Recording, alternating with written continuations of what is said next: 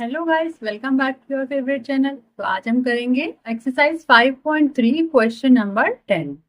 So the question is show that A1 A2 A3 dot dot dot AN dot dot dot and so on form an AP where AN is defined as below. देखिए question ने क्या कहा है, उसने यहाँ पर कुछ terms given है, एक्चुअली नंबर्स गिवन नहीं है। तो हमें गिवन क्या है, A1 A2 A3 ऐसे कुछ टर्म्स गिवन है हमें ये। तो हमें ये शो करना है कि ये एक AP की सीरीज है। अब देखिए, अब A1 A2 से तो हम ये नहीं प्रूव कर सकते ना कि ये एक AP की सीरीज है। हम कैसे प्रूव कर सकते हैं? अगर इनके प्लेस पर नंबर्स लिखे होते तो हम इजिली बता सकते थे कि हाँ ये AP की सीरीज है। कैसे? हम इनका डी चेक करते कि इन दोनों के बीच में जो डिफरेंस है वही डिफरेंस इनके बीच में भी आ रहा है। तो अगर आ रहा है तो इट मीन्स AP की सीरीज है। बट यहाँ पर हमें चेक नहीं करना, यहाँ पर तो है, वो बोल रहा है कि ये AP की सीरीज है। आपको शो करके दिखाना है कि कैसे है। आपको इनके प्लेस पर नंबर्स लाकर आपको दिखाना है कि हाँ देखिए ये एक AP की सीरीज बन रही है। तो ये A1 A2 A3 इनके प्लेस पर नंबर्स कहाँ से लाएंगे हम? उसने उसके लिए हमें कुछ हिंट दिया है। क्या हिंट दिया है उसने? यहाँ पर दिया है AN is equal to 3 + 4N।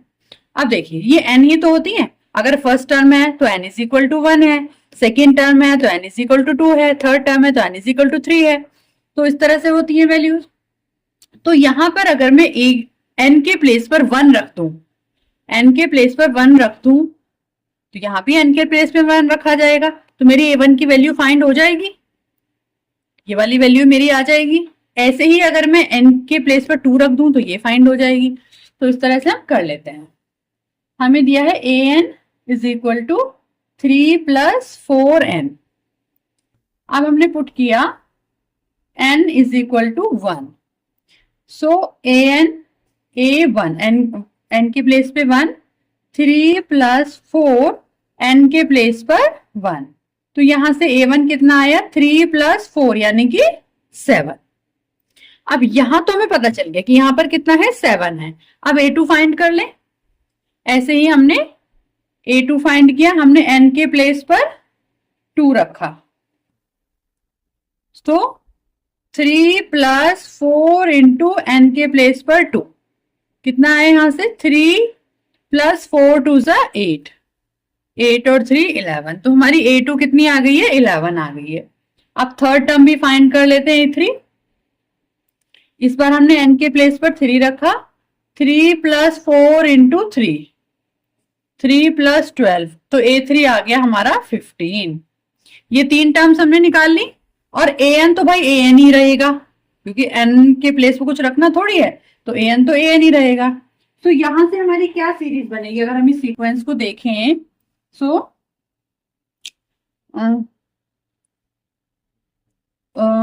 हम इस तरह से लिख लेते हैं यहाँ पर कि हमें क्या दिया था? हमें दिया था यहाँ पे A1 A2 A3 AN, इस तरह से दिया था। अब अगर हम इनके प्लेस पर इनकी वैल्यूज रखें तो 7 11 15 एंड AN के प्लेस पर क्या आएगा? 3 + 4N। AN की वैल्यू तो यही है ना, एंड सो ऑन।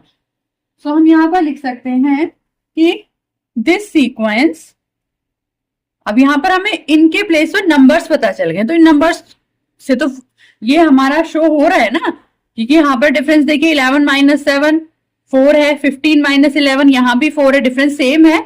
तो इस सीक्वेंस से हमें पता चल रहा है कि क्या है, ये AP की सीरीज है। This sequence forms an AP, forms an AP where, जहां पर क्या है, देखिए A क्या है? फर्स्ट टर्म कितनी है? 7। मैंने बताया था कि फर्स्ट टर्म को AN भी कह सकते हैं, सॉरी फर्स्ट टर्म को हम A1 भी बोलते हैं और फर्स्ट टर्म को हम AB लिख देते हैं। और D कितना है यहाँ पर? डिफरेंस देखिए 11 - 7 दैट इज 4। अब ये हम क्यों निकाल रहे हैं? हम A एंड D क्यों फाइंड कर रहे हैं? क्यों? क्योंकि क्वेश्चन ने अभी आगे और भी कुछ कहा है। यहां तक हमने ये तो शो कर दिया है कि ये एक AP की सीरीज है, बट उसने कहा है कि also find the sum of the first 15 terms. हमें सम भी फाइंड करना है 15 टर्म्स का।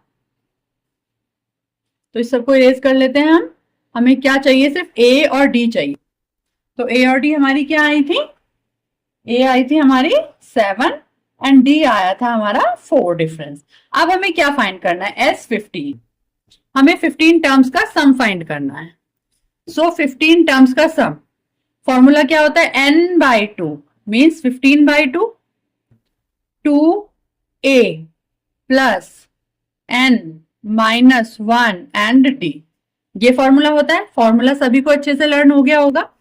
नाउ 15/2, 7 2 जा 14 प्लस 15 माइनस 1 14 इंटू 4, 15/2 14 प्लस 56, तो यहां से क्या आएगा 15/2 इंटू 14 प्लस 56 70, ये कट हो गया 35 टाइम्स। तो यहां से हमारा S15 कितना निकल के आया है, 15 into 35, so S15 is equal to 5 to 5, इनके मल्टीप्लाई करके क्या आएगा 5 to 5।